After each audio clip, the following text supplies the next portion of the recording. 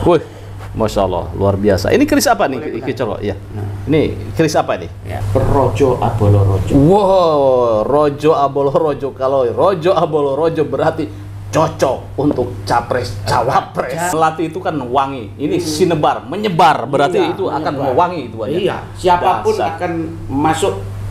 Masuk gitu kan ya. Jadi Iya. artinya ini keris sabuk tampar itu Sabuk tampar, untuk mengikat bagaimana mengikat persatuan tali dan silaturahim, kesatuan. persatuan dan kesatuan dalam Konstituen. kebinekaan. Iya, ini simbolnya. Konstituen. Ya. Kemudian Iya. ada melati sinebar. sinebar. Namanya Wanginya harum. tersebar, namanya harum tersebar ke setiap lubuk hati para Wah, konstituen. Ini kedua keris ini memang layak ini dimiliki Pak Anies dengan Pak Gus Imin. luar Dasar.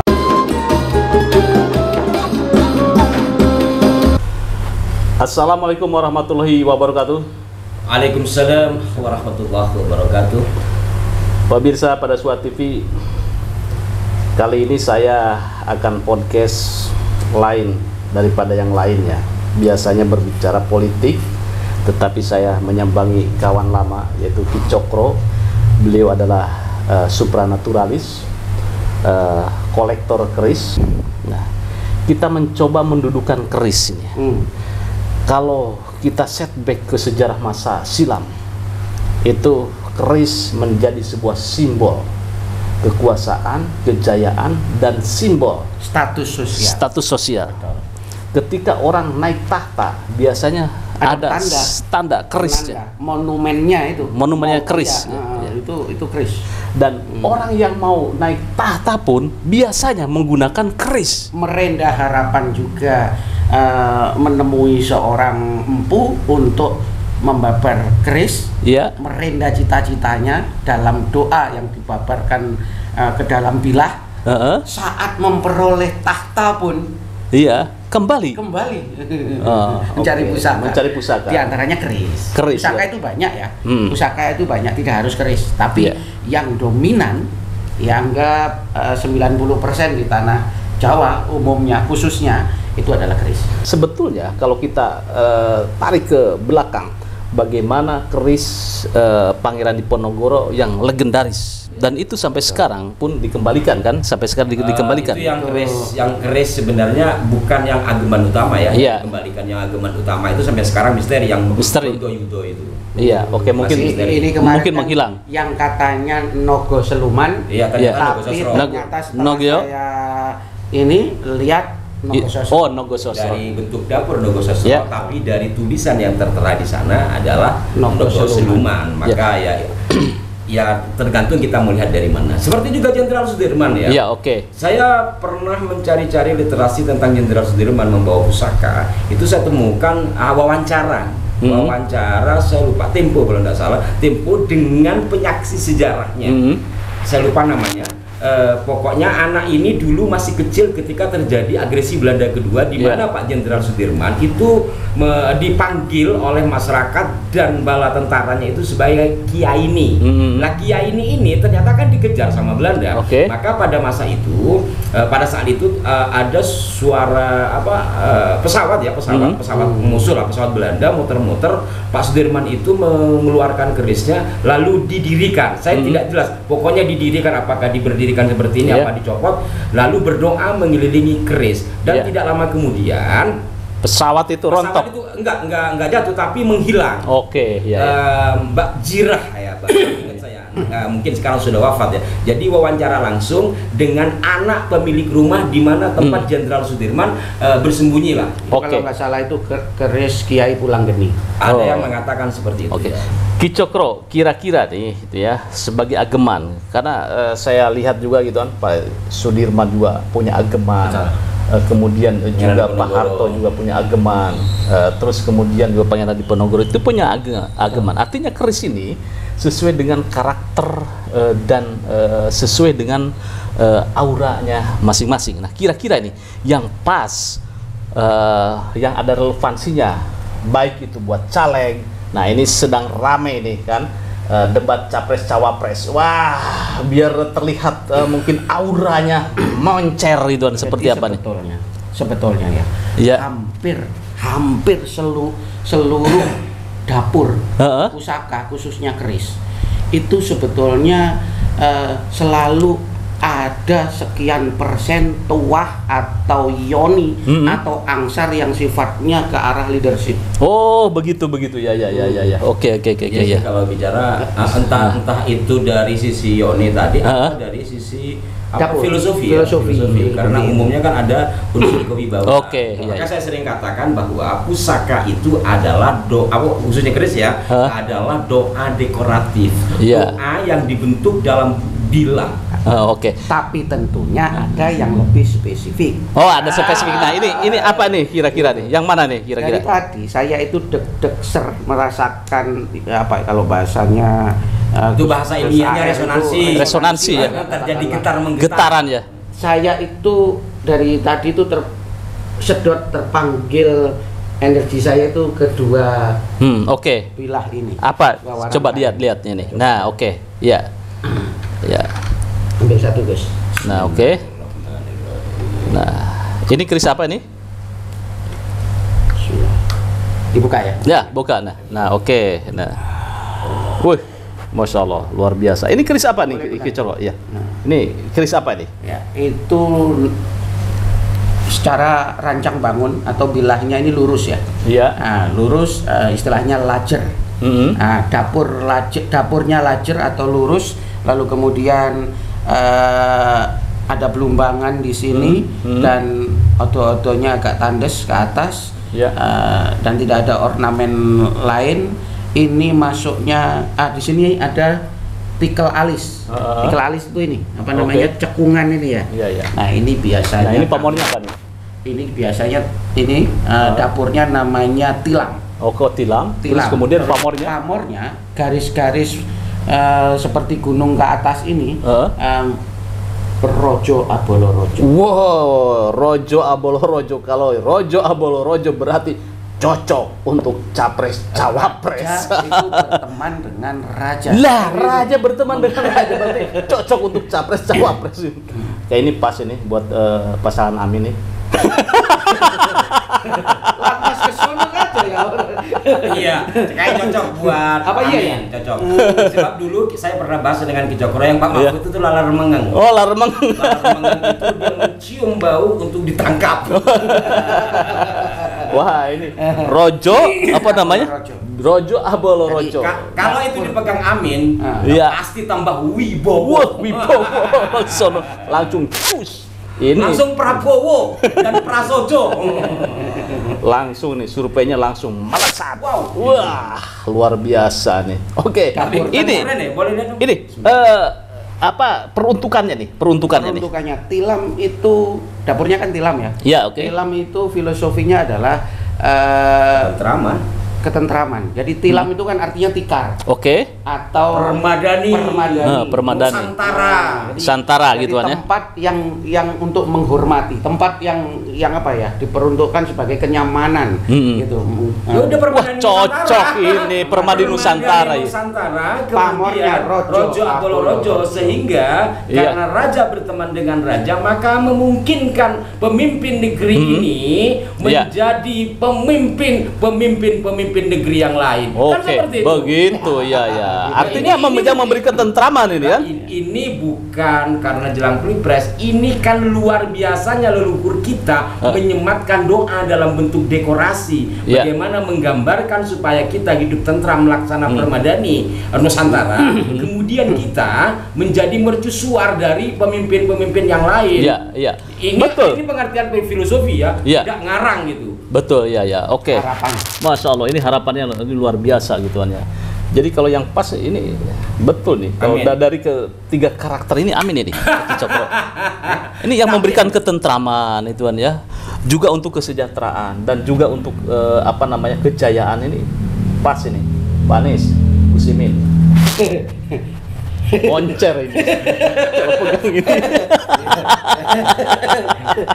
langsung tilam amin.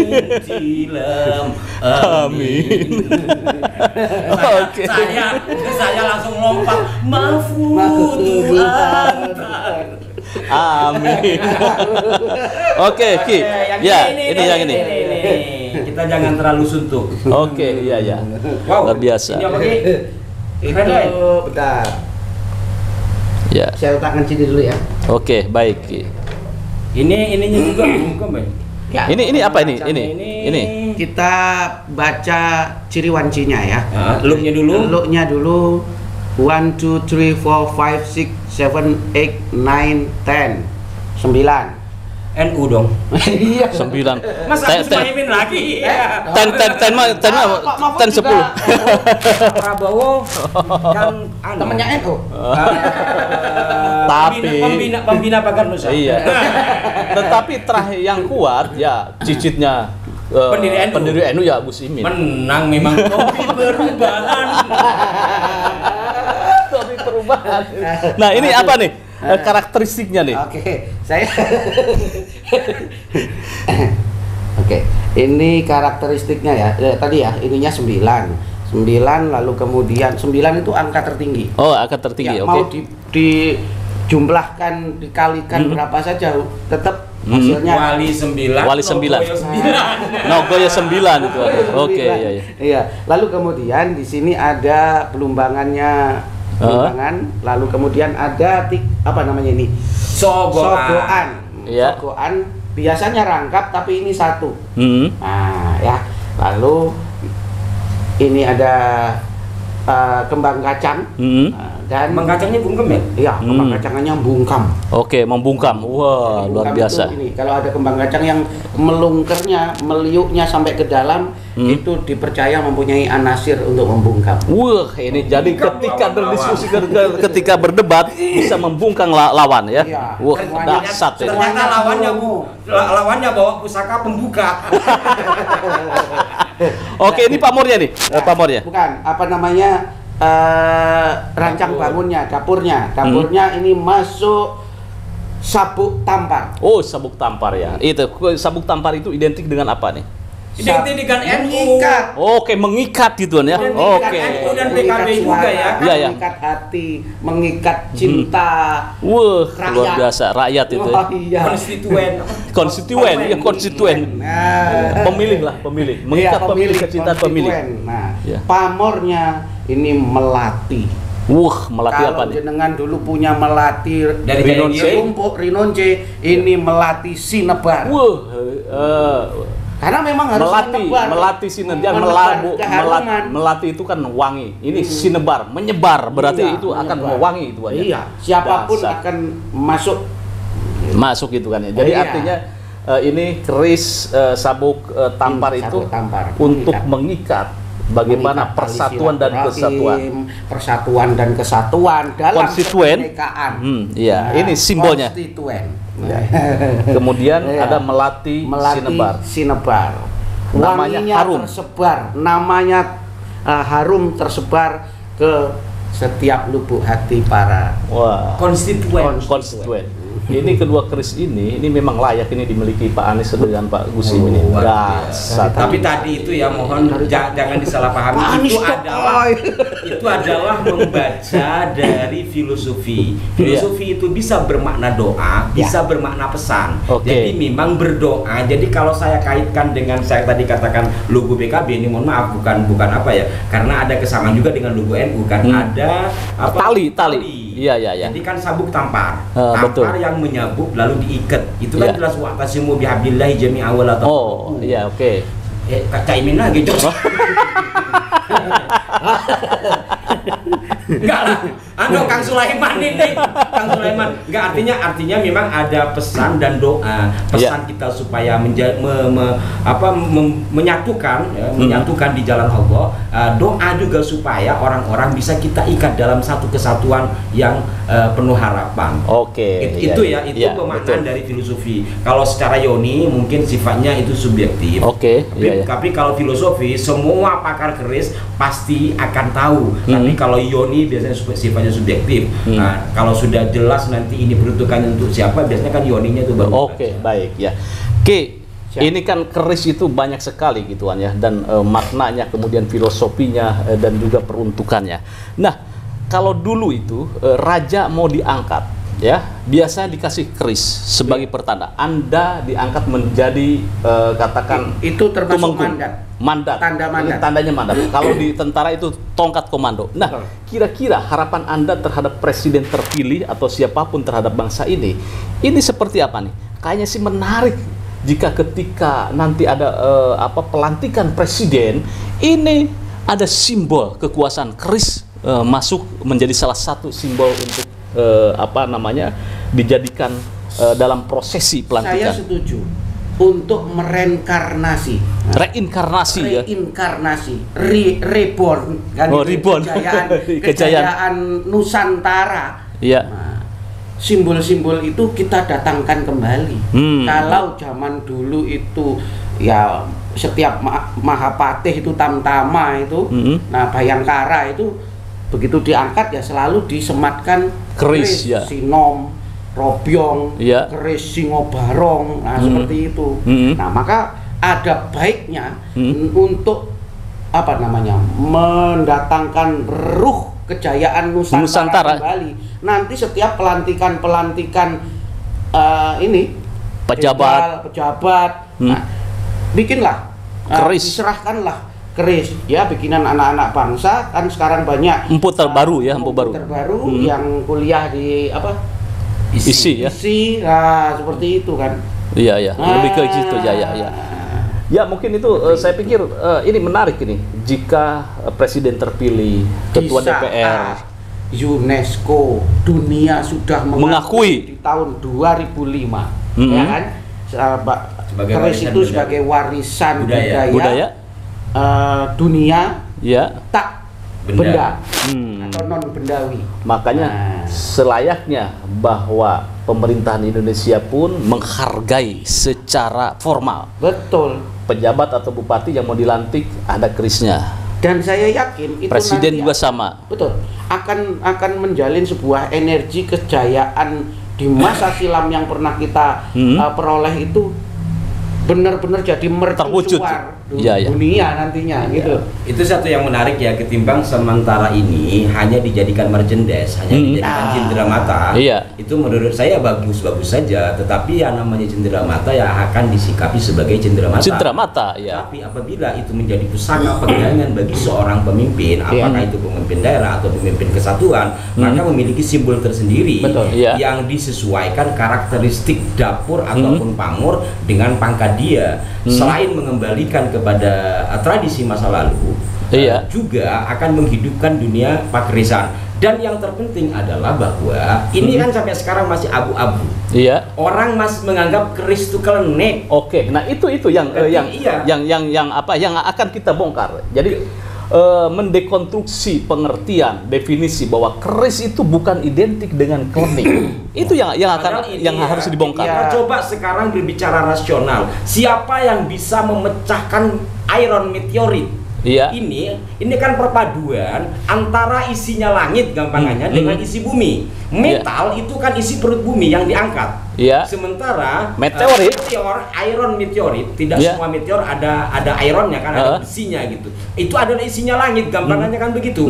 Berarti isi langit dan bumi menjadi oleh leluhur kita dijadikan satu bilah yang ada dalam genggaman. Ini kan perlambang alam semesta kita pegang. Antara langit dan bumi menyatu dari sisi simbol. Belum coba teknik apa yang bisa meremukkan menjadi dan meremukkan kemudian menyatukan loh. Karena saya pernah ngobrol tadi malam, malah itu ngobrol dengan dosen metalurgi. Itu agak ribet mikir keris itu. Sempat ketika di lab itu bingung. Ini masuk mineralnya apa? Ternyata setelah diteliti ulang karena tempat lipat itu sehingga awalnya tidak terbaca. Ini seng, ini mangan atau apa? Itu ternyata leluhur kita sudah mencipta sebuah bilah dengan teknologi pada masa itu yang hari ini diteliti tetapi susah juga. Artinya leluhur kita sudah saintis ya. Sudah Sangat canggih, ya. sudah canggih. Nah, itu gitu. kalau Ya, kembali oke. lagi kepada simbol pemerintahan, menurut saya setuju, bukan pada gagah-gagahan, Ya. tapi bagaimana menghormati pusaka, khususnya keris Betul. sebagai sebuah simbol Saya setuju itu. dan memperlihatkan kepada dunia. Ini nggak main-main, Iya. ini kekayaan bang. Maka kalau di UNESCO mengakui sebagai non bendawi, itu bukan bendanya, Ya. tapi teknik pembuatannya sudah diakui dunia. Lah, Ya. kita ini hanya menjadikan, mohon maaf, hanya sekedar barang merchandise. Iya, Masalahnya kita sendiri yang mengolok-olok Keris. ya leluhur. Iya, Seperti oke. yang jenengan bicarakan tadi, omongkan tadi, banyak siaran film-film Iya, yang ya. begitu menceritakan dukun. Itu pegangannya keris yang dibuka begitu. keris udah gitu pakai nyantet lagi. Oh, Kan gitu kan? iya, iya, iya. Pakai apa menyakiti orang. Kan nggak nyambung. Iya, iya, iya. Sedangkan hampir saya belum pernah menemukan babaran karya Sang Empu itu yang tujuannya untuk menyakiti orang. Iya, jadi semua adalah karya yang dahsyat, karya untuk doa kebaikan. Iya, iya. Gitu. Ya, baik pemirsa pada Suka TV, keris tentu memiliki makna tersendiri dan masing-masing keris pun memiliki karakteristik tersendiri. Dan yang dahsyatnya bahwa ini adalah peninggalan yang diakui oleh dunia, yang diinisiasi oleh nenek moyang kita, nenek moyang kita. Kejayaan Nusantara tak lepas dari sebilah keris ini. Betul. Jangan Iya. sampai ketika bangsa lain mengakui keris bahwa baru itu teriak. hasil karyanya, teriak kembali. Lihat kembali. Pada dasarnya siapapun nanti yang Allah takdirkan menjadi pemimpin negeri ini, mau Betul. Pak Ganjar ataupun Pak Anies ataupun Ya. Pak Prabowo, Prabowo. mudah-mudahan beliau-beliau ini amanah menjalankan sebagai pemimpin, juga bisa merawat sejarah kita yang sekarang banyak dibelokkan, juga merawat peninggalan leluhur kita, baik itu keris ataupun yang lainnya, sehingga peninggalan leluhur yang luhur itu bisa terawat dan terpelihara. Terpelihara itu dalam bahasa Arabnya mahfud. Amin. Amin tentunya. Yang penting ceria. Salam hormat untuk semua. Terima kasih. Jadi ini untuk Amin, Anies Muhaimin. Boleh saja. Pada dasarnya pusaka itu adalah pusaka manjing warongko. Jadi pusaka itu mencari tuannya. Oke. Maka nanti jiwa-jiwa yang terpanggil lah yang berhak memilikinya. Oh. Yang mengaminkan biasanya yang dapat. Yang mengaminkan kan makmum. Tetapi dikomandani oleh imam. Nah, amin yang biasanya nyebut amin dulu itu imam. Betul, dan Muhaimin itu adalah Panglima Santri, Cokro adalah Cokro Santri. Pas sama jombangnya. Tonggo. Gus Imin ditunggu di Cokro nih. Mau dikasih keris. Rojo, bolo rojo, luar biasa. Terima kasih, jangan lupa like, share, subscribe pada Suka TV. Wassalamualaikum warahmatullahi wabarakatuh. Waalaikumsalam warahmatullahi wabarakatuh.